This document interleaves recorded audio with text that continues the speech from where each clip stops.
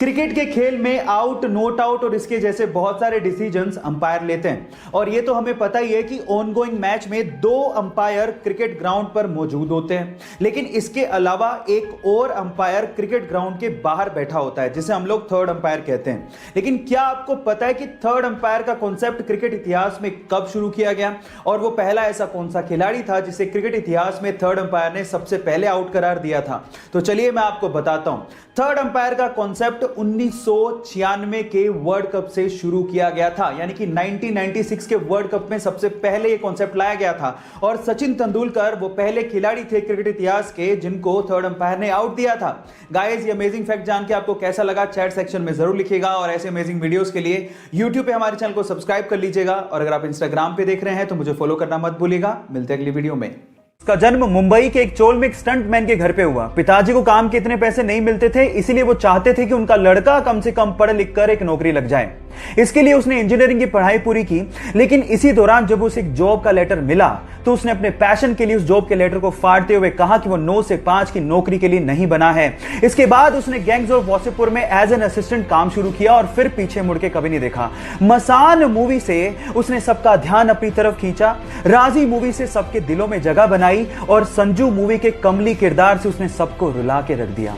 फिर उसके बाद उरी मूवी में दमदार किरदार करके नेशनल अवार्ड तक जीता।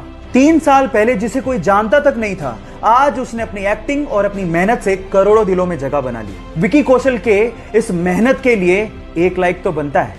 क्या आपको पता है कि 1970 से पहले इंडिया के मिडिल क्लास और लोअर मिडिल क्लास लोग डिटर्जेंट पाउडर जिससे हम लोग कपड़े धोते हैं उसे अफोर्ड तक नहीं कर सकते थे क्योंकि वो बहुत महंगा था।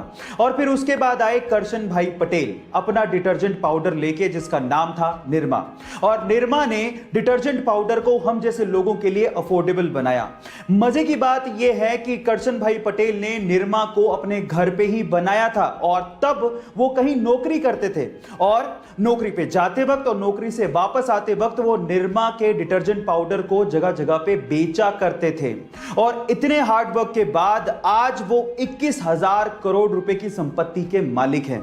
है ना ये इंस्पिरेशनल स्टोरी? गाइस, ऐसी इंस्पिरेशनल स्टोरी के लिए यूट्यूब पे हमारे चैनल को सब्सक्राइब कर लीजिए और अगर आप इंस्टाग्राम पे देख रहे हैं तो मुझे फॉलो करना मत भूलिएगा। मिलते हैं अगली वीडियो में। स्ट्रगलिंग एक्टर जिसके पास ना काम था ना पैसा, मजबूरी में आकर उसे अपनी बीवी के गहने बेचने पड़े। मकान मालिक ने घर से बाहर निकाल दिया, इसलिए रातें उसे बस स्टॉप पर रहकर गुजारनी पड़ी। अपनी भूख मिटाने के लिए उसे $25 में अपना फेवरेट कुत्ता तक बेचना पड़ा।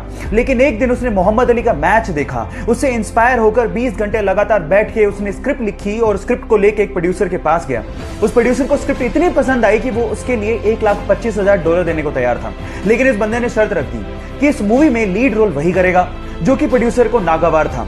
उस प्रोड्यूसर ने उसे कहा कि मैं तुम्हें $2.5 लाख देने को तैयार हूं स्क्रिप्ट के लिए, लेकिन वो बंदा टस से मस नहीं हुआ। फाइनली उसे हीरो बनाया गया उस मूवी में और मूवी को रिलीज किया गया। उस मूवी का नाम था रॉकी, जो कि सुपर हिट साबित हुई। बंदे का नाम है सिल्वेस्टर स्टेलोन। जिस बंदे को $25 के लिए अपना कुत्ता बेचना पड़ गया था, आज वो $500 मिलियन का मालिक है ना इंस्पायरिंग बात? इंडिया के बारे में कितना जानते हैं, यह सवाल के जवाब के बाद ही पता लगेगा। मेरा सवाल यह है कि इंडिया में हर साल नेशनल टेक्नोलॉजी डे कब और क्यों मनाया जाता है? क्या आप इसके बारे में जानते हैं?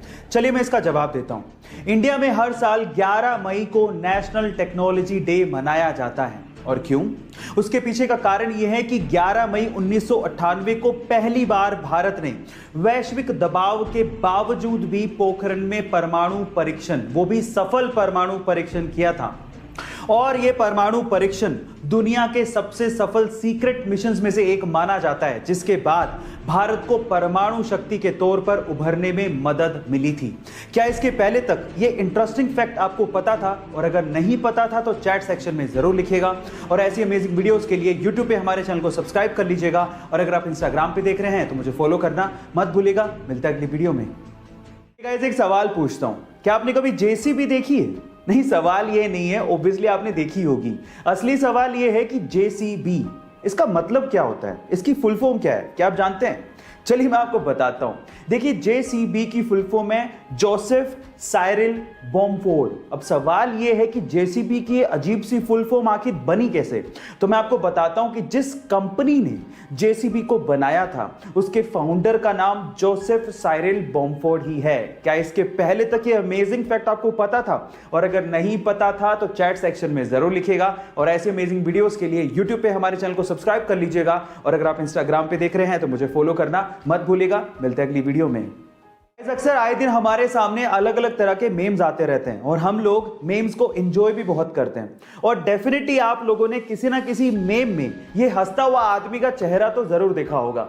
पर मेरा सवाल ये है कि ये हंसता हुआ आदमी का चेहरा क्या एक्चुअली ये एक स्केच है या फिर एक ओरिजिनल आदमी की फोटो है? क्या आप ये बात जानते हैं? चलिए मैं आपको बताता हूं। ये एक्चुअली कोई स्केच नहीं है बल्कि ये एक ओरिजिनल आदमी की फोटो है। कौन है ये आदमी? मैं आपको बताता हूं। ये एक चाइनीज बास्केटबॉल एग्जीक्यूटिव है और बहुत ही फेमस बास्केटबॉल प्लेयर भी रह चुके हैं। इनका नाम है याओ मिंग।